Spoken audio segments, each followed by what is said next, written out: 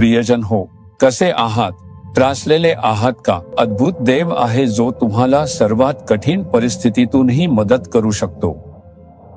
मग तुम्ही का घाबरता? आजही प्रभू तुमची सगळी अडचण बदलून टाकेल. म्हणून निराश होऊ नका. पण एक प्रार्थना आहे जी तुम्ही करायला हवी. तुम्हाला माहित आहे का प्रार्थना काय आहे? स्तोत्रसंहिता 108 वचन 12. शत्रूंपासून तू आमची सुटका कर, कारण मनुष्याचे सहाय्य केवळ व्यर्थ आहे. तुम्ही विश्वास ठेवला की लोक तुम्हाला मदत करतील. खरं तर त्यांनी मदत करण्याचा प्रयत्न केला, पण ती गोष्ट त्यांच्या हाताबाहेर गेली आणि ते मदत करू शकले नाही. त्यांनी सांगितलं, हे आमच्या हाताबाहेर गेलं आहे. तुम्ही अशा संकटात आहात का? अशी परिस्थिती जिथे कुणीही मदत करू शकत नाही. माझी समस्या मोठी झाली आहे. माझं कर्ज वाढलं आहे. माझा आजार गंभीर आहे. कुटुंबातील समस्या इतकी तीव्र आहे की फूट पडली. आता कुणीही मदत करू शकत नाही. मी मोठ्या संकटात आहे. तुम्ही अशा परिस्थितीत आहात का? खरी मदत मिळवण्यासाठी मनापासून शोधा. दावीदने अद्भुत प्रार्थना केली. ही कोणती? संकटात आम्हाला मदत कर. प्रभू, संकटात आम्हाला मदत कर. माणसाची मदत व्यर्थ आहे. कोणताही माणूस मला मदत करू शकत नाही. फक्त तूच मदत करू शकतोस.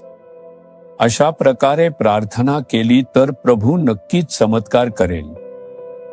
दावीद राजा होण्यापूर्वी त्याने मोठा विजय मिळवल्यामुळे त्या देशाचा राजा त्याच्यावर जळू लागला. राजाला भीती वाटली की दावीद त्याची राजगादी घेईल, म्हणून त्याने दावीदला मारण्याचा विचार केला. राजाने आपली संपूर्ण सेना गोळा केली आणि दावीदला मारण्याचा प्रयत्न केला. दावीद म्हणाला, माझ्या आणि मृत्यूच्या मध्ये फक्त एक पाऊल आहे. तो अशा वेदनेत होता. दावीद अशा कठीण परिस्थितीतून गेला. त्याला आपल्या तरुण वयात खूप त्रास सहन करावा लागला. एकदा राजाची सेना त्याला वेढा घालून उभी राहिली. दावीदसाठी पळून जाण्याचा मार्ग नव्हता. तो डोंगरावर होता. सैन्याने वेढा घातला होता. ते त्याला पकडणार होते. ती खूप कठीण परिस्थिती होती. कुणीही मदत करू शकत नव्हते. अशा वेळेस दावीदाने परमेश्वराला हाक मारली, आम्हाला संकटात मदत कर, कारण माणसाची मदत निरुपयोगी आहे. या परिस्थितीत मला कुणीही मदत करू शकत नाही. देवाने ती प्रार्थना ऐकली. तुम्हाला माहित आहे पुढे काय घडलं?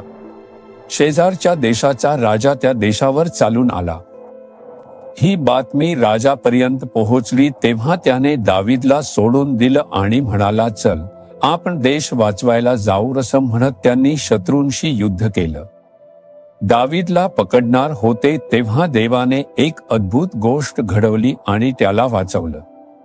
तो तुझ्यासाठीही हेच करेल. या संकटात मला कुणीही मदत करू शकत नाही. तुमचे अशीच परिस्थिती आहे का? प्रार्थना करत राहा, प्रभू संकटात मदत कर. जे मदत करू इच्छितात तेही काही करू शकत नाहीत. त्यांची मदत निरुपयोगी झाली. मी विश्वास तुझ्यावर ठेवतो. फक्त तूच मला मदत करू शकतोस. मनापासून प्रार्थना कर आणि तू पाहशील की प्रभू तुझ्यासाठी चमत्कार करतो. तुम्ही त्या संकटातून मुक्त व्हाल. तुम्ही प्रार्थना कराल का? प्रभूला सांगा, प्रभू संकटात मला मदत कर. माणसाची मदत निरुपयोगी आहे.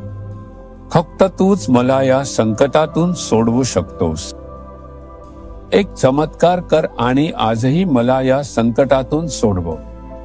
मी चमत्काराची अपेक्षा करतो. येशूच्या नावाने आमेन, आमेन. जीसस रिडीम्ड मराठी ह्या YouTube चॅनेलला सबस्क्राईब करा. सबस्क्राईब बटनावर क्लिक करा आणि बेल चिन्हावरही क्लिक करा. दररोजच्या नवीन कार्यक्रमांची माहिती मिळवा.